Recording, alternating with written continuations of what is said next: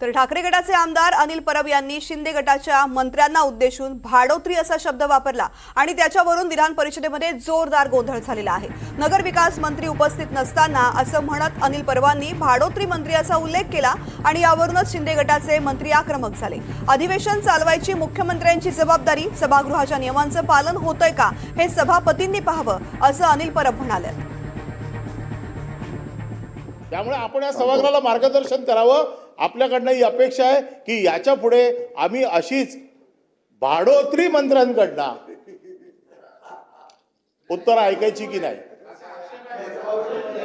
आणि याला दुसरा शब्द सांगा, मला याला शब्द सांगा, याला दुसरा शब्द सांगा, याला दुसरा शब्द सांगा, सबस्टिट्यूट याला दुसरा शब्द सांगा ना। मी माझा शब्द मागे घेतो, मी माझा शब्द मागे घेतो, मी माझा शब्द कामकाजातून तो शब्द काढून टाकत आहे।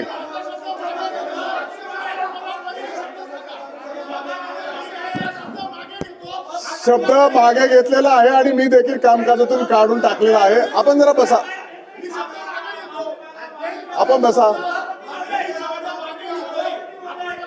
या संदर्भामध्ये माननीय उपमुख्यमंत्री महोदयांनी पत्रव्यवहार हा विधानमंडळाशी केलेला आहे आणि विधान परिषदेत आणि विधानसभेमध्ये दोन्ही ठिकाणी नगरविकास विभागाचं उत्तर देण्यासाठी त्यांनी प्राधिकृत केलेलं आहे उदय सामंत मंत्री यांना।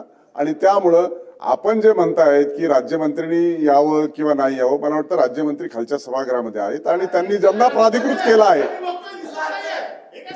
कॅमेरा फक्त ठराविक ठिकाणी असतो, कॅमेरा एका ठिकाणी असतो, संपूर्ण सभागृहावरती नसतो। आणि म्हणून आपलं म्हणणं आता नोंदून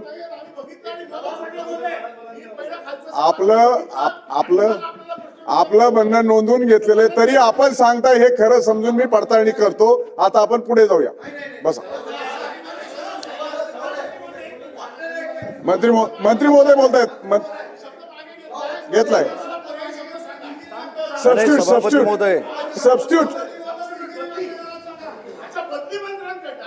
सबस्टिट्यूट म्हणजे काही काळापुरते प्राधिकृत केले।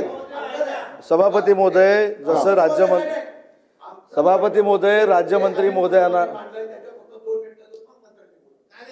मला बोलू दे ना।